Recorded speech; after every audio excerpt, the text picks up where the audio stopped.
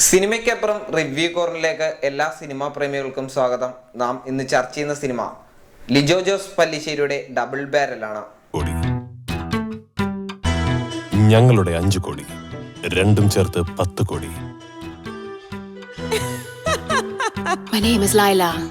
ലൈല മജ്നു ഡോണിന്റെ കയ്യിൽ. നിന്റെ പേരെന്താ? മജ്നു. ഈ 10 കോടി ഡോണിന് കൊടുത്താൽ ലൈല മജ്നു ബില്ലിക്ക് കൊടുത്താൽ ബില്ലി നമുക്ക് 100 കോടി രൂപ തരും.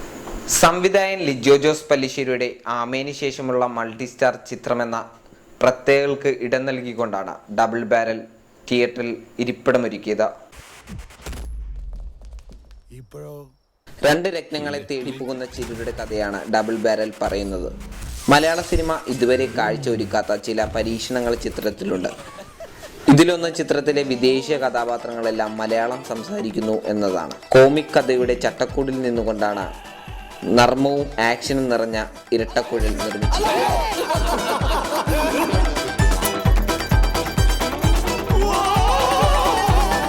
ഒരു കോമിക് ബുക്ക് ആസ്വദിച്ച് വായിക്കേണ്ട രീതിയിലാണ് ഈ പടം കാണേണ്ടത്. കഥാപാത്ര നിർമ്മിതിയും അതേ രീതിയിൽ തന്നെയാണ് ചിത്രീകരിച്ചു വച്ചിരിക്കുന്നത്.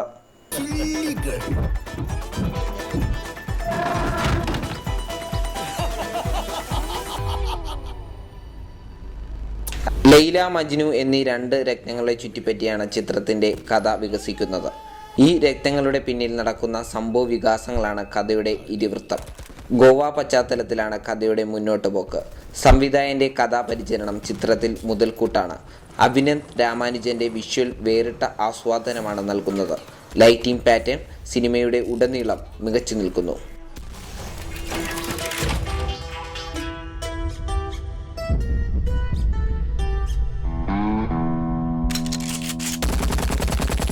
ചുരുക്കി പറഞ്ഞാൽ പ്രേക്ഷകർ കണ്ടുവരുന്ന സ്ഥിരം സിനിമാ ശൈലിയിൽ നിന്നും കാൽപ്പനികത കുഴിച്ചുമൂടിയാണ് ഡബിൾ ബാരൽ കാണുന്നതെങ്കിൽ നല്ലൊരു ദൃശ്യവിരുന്നായിരിക്കും.